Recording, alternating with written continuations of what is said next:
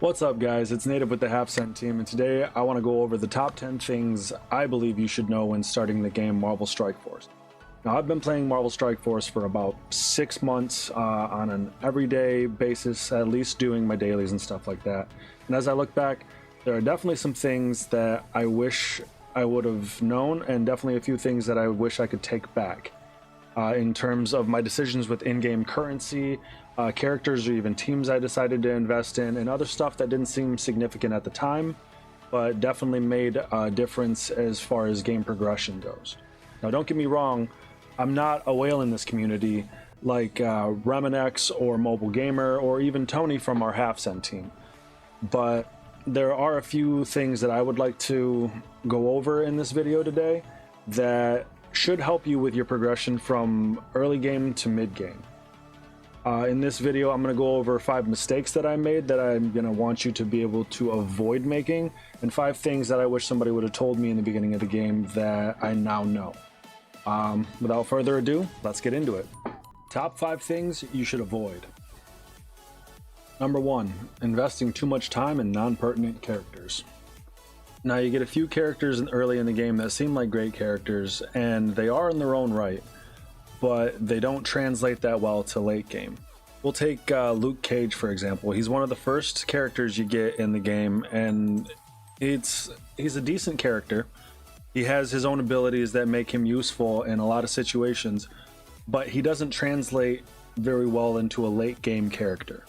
He's most useful early game at best, somewhat in the mid game, but he's not someone I would invest into heavily because in late game I see him and his whole team getting smacked around quite frequently.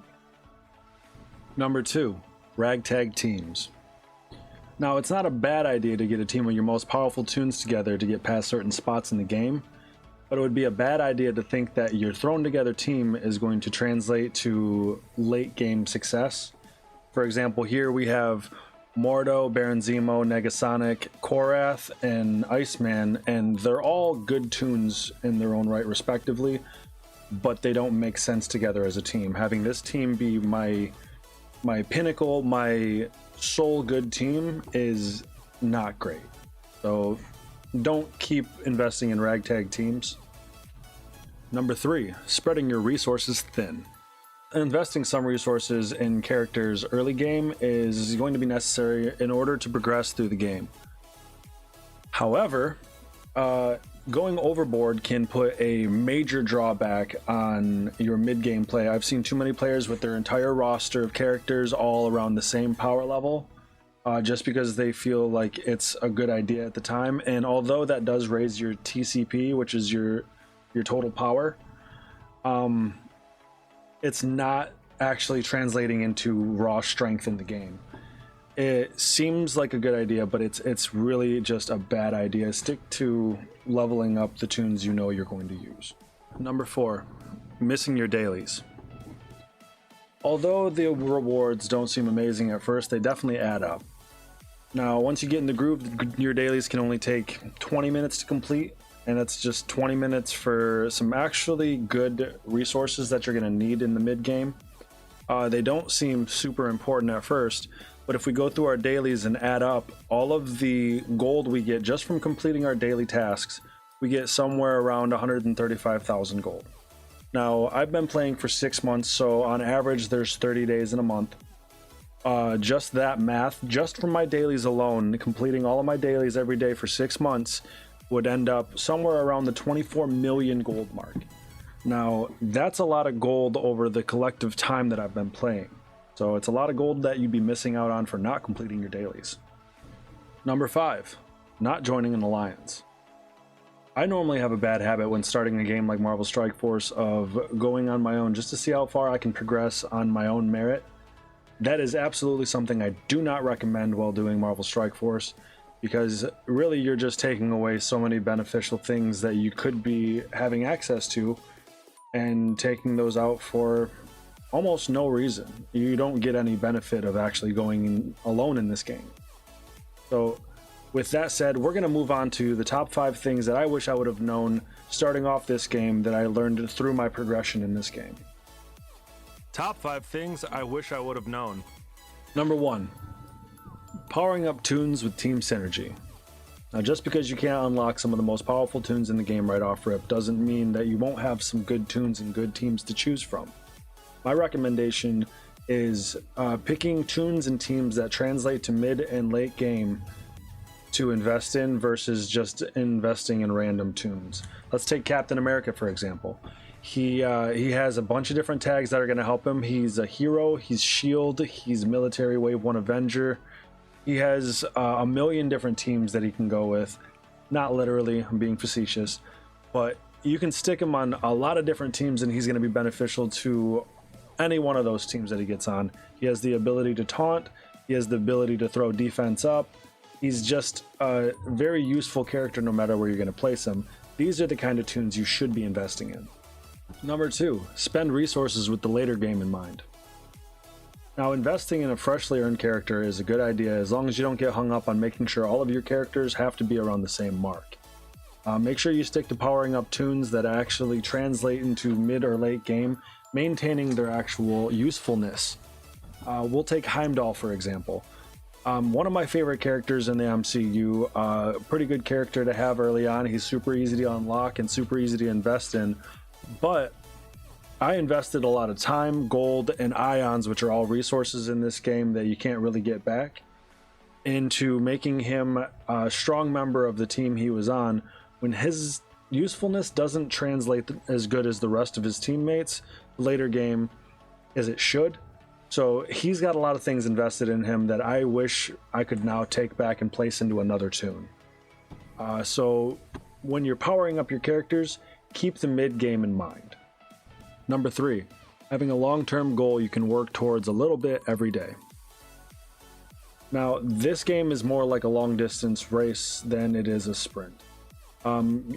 So my advice is early game, pick certain teams and certain toons that are going to translate better to mid or late game to invest in a little bit every day. Now, you don't have to max out each toon every day. You don't have to make each toon super powerful every day, but investing in them a little bit every day over time will have an astounding effect on the game. For example, I've been investing a lot lately into my power armor. They are an amazing team that you can take into late game, especially effective in war. I've been investing in all of these toons: Rescue, Ironheart Falcon, and War Machine. I've been investing in them a little bit every day. I brought up Iron Man first because he was part of my Wave 1 Avengers team, and that was the sole team that I used in the beginning of the game. That's something I wish I didn't do. Now I've been doing my dailies and doing a little bit every day to try and attach gear to these toons and bring them up to the same power as Iron Man. That's something I definitely recommend doing. Number 4, having multiple teams to choose from. When I first started playing this game, I heavily invested in my Wave 1 Avengers, and I don't regret doing that because they took me pretty far into the game. They got me pretty far in Arena, and they do hold their own in Arena pretty well. But when I translated to mid-game and started playing around with Alliance Wars and Alliance Raids, the Wave 1 Avengers weren't as good across the board as I wanted them to. Having only one team for war defense and war offense that was actually any good was a huge hindrance when I started getting into that kind of gameplay. So I started investing in teams that I knew were going to be good across the board. We'll take my symbiotes, for example. They're not the most powerful team in the game, but a good symbiotes team has me doing good in raids, doing good in arena, and doing good in war. And now that I have multiple teams to choose from, I actually get more rewards when it comes to raids and war than I would if I only had that one sole powerful team. So my recommendation is invest in a few different teams, at least we'll say 6 teams to bring up to play with. Number 5, find an active alliance that suits your needs. Joining an alliance will give you access to the game modes that are raid and war, and getting into an alliance in the beginning is a very good start. Now, finding an alliance that matches your level of activity is one of the better choices you can make, because an active alliance is going to have higher rewards when it comes to war and raids. And those rewards and those resources are something that you're going to need to progress even further into the game and get access to those toons that you wouldn't normally have access to. For example, I compete a lot in war, and I make sure to get in all my war attacks, and that gives me a good amount of credits per war. Now, those credits are going to help me buy characters that I normally can't farm in games, such as Minerva or even Sif. Sif, I believe, is farmable in the late game, but in the early game, you can't really get her, and she's a key piece of the Asgardians team. She is purchasable in the war store, as you see here. So gaining war credits and gaining raid credits will give you access to characters that you would otherwise have to wait till late game to gain access to. So finding an alliance that helps you get more of these resources is an absolutely wonderful idea. I hope you enjoyed the video. Thank you for stopping in.